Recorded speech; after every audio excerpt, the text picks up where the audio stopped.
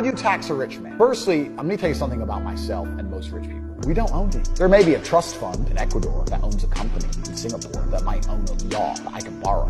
I don't own shit. So that's the first thing. The second thing, you have all these different jurisdictions around the world. It's extremely complicated. How are you going to tax a rich guy? He has houses here, houses there, company here, company there, all the companies making a loss. Does Starbucks pay tax? No, Starbucks supposedly doesn't make money. Supposedly Uber's never made profit. An app on the phone with millions of cars around the world and people working endless hours for them and them getting a cut of it to run an app. Supposedly they've never made profit, never paid a penny tax. It's funny how that works. You can't tax the rich. It's too complicated. You can't tax the rich. It doesn't work. All you're going to do is just drive them into other countries. If England right now today were to announce a huge tax on the rich people would just go, okay, cool, I'll base my company out of police. 2 pieces of paper, fuck you.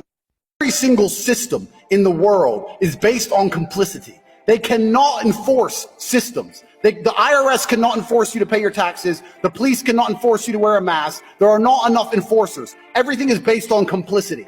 If you refuse to comply permanently, you will be amazed how far you can get as an individual.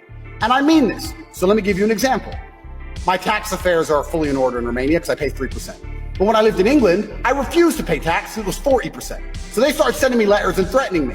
You know what you do? You know what most people would do? Reply to the letter, get a clever accountant. Guess what I did? Ignore the letters. Ignore. Then they start sending people around to my house. Where's Andrew? Oh, he's not here. Ignore. There becomes a point where there's a cost-benefit analysis where they sit down and go, we don't know where this guy is. We don't even know how much money he has. We don't know if he's going to pay. He might have left the country. This is a waste of our time. And they give up because everyone's a coward and fills in the form. I don't fill in forms. No, you want my money? Come get it. Come get it. Our companies are based here and we moved to Dubai. How long do we have to live there for it to be tax-free? Yeah, I think a tax residency is like 180 days a year or something like this. But if it's a legal entity, I know that they're bringing in a corporation tax, but that's only if you're doing business inside of Dubai. But let's say you had an online company, which is based out of Dubai, and you're making money online, and the money is banked in Dubai. You don't owe the UK a fucking thing. You don't owe a penny.